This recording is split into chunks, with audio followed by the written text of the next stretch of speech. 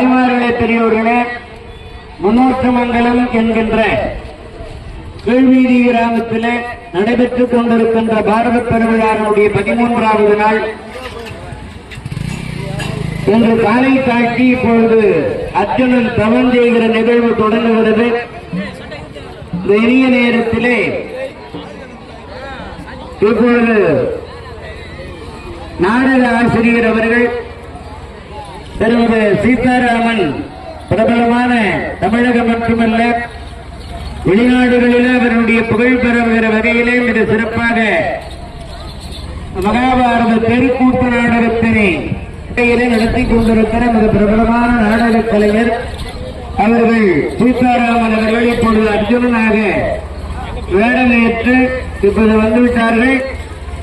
அவர்கள் தவசுமரத்தின் மீது அமர்ந்து தவங்கி இருந்த அற்புதமான காட்சி